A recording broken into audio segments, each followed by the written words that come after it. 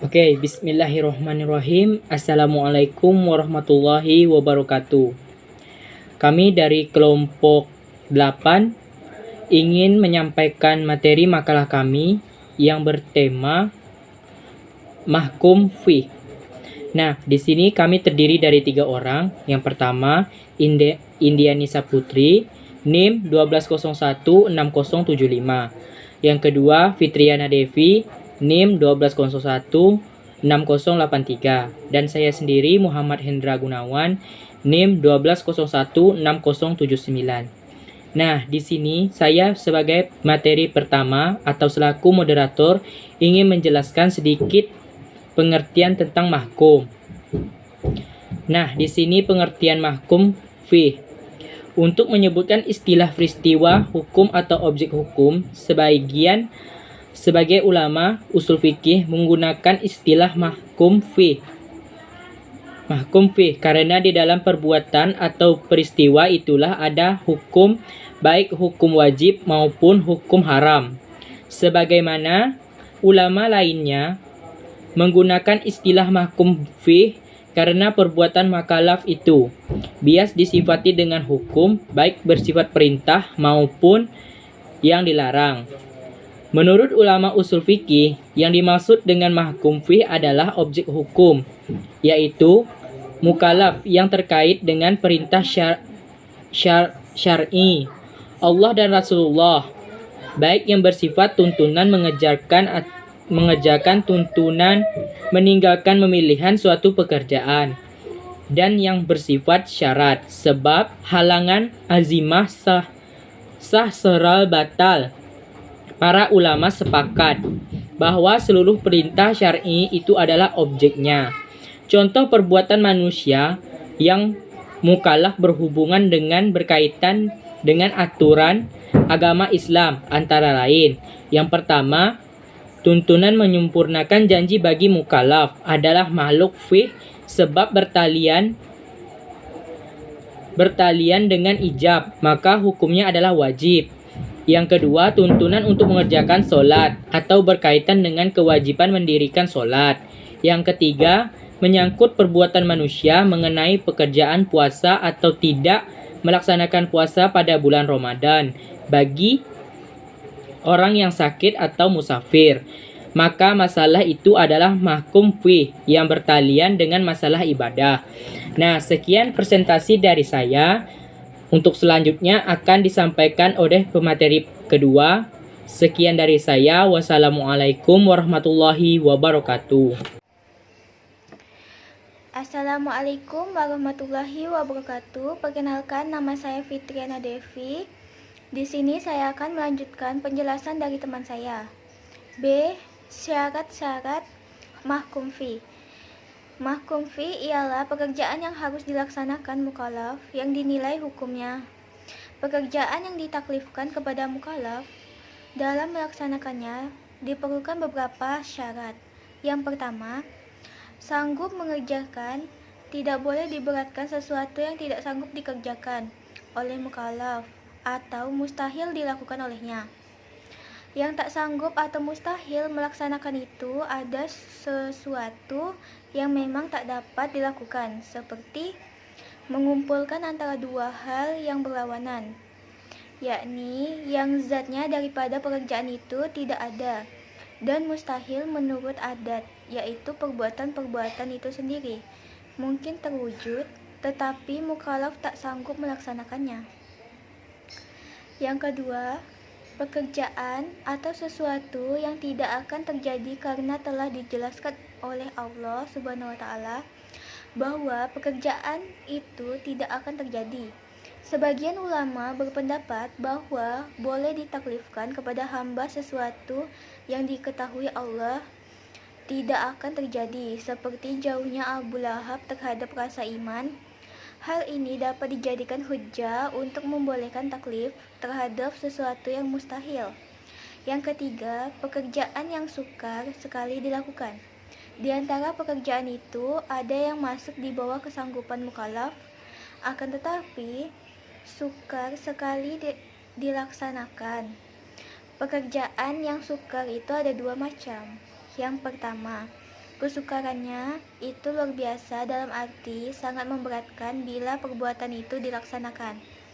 Yang kedua, tingkatannya tidak sampai pada tingkat yang sangat memberatkan, hanya terasa lebih berat daripada yang biasa. Yang keempat, pekerjaan-pekerjaan yang diizinkan karena menjadi sebab timbulnya kesungkaran yang luar biasa. Pekerjaan yang demikian ada kalanya hasil dari sebab dan ikhtiar mukallaf sendiri. Padahal perbuatan itu sendiri menghendaki kesungkaran dan ada kalanya juga bukan karena kehendak mukallaf dan ikhtiarnya. Para ulama husul mengemukakan beberapa syarat sahnya suatu taklif atau pembebanan hukum. Yang pertama, mukallaf harus mengetahui perbuatan yang akan dilakukan, sehingga tujuan dapat ditangkap dengan jelas dan sempurna, sebagaimana dituntut. Yang kedua, mukallaf harus mengetahui sumber taklif. Seseorang mukallaf harus mengetahui bahwa pentaklifan itu datang dari orang yang mempunyai otoritas untuk memberikan taklif, yaitu Allah Subhanahu wa Ta'ala. Yang ketiga, perbuatan yang ditaklifkan harus mungkin untuk dilaksanakan atau ditinggalkan. Dapat disimpulkan bahwa taklif itu hanya berlaku terhadap apa yang dapat dikerjakan manusia dan tidak akan menimbulkan kesulitan. Namun, semua perbuatan yang dibebaskan syara selalu menimbulkan kesulitan. Sedangkan arti taklif itu sendiri kesulitan atau bisa disebut dengan masyaqqah.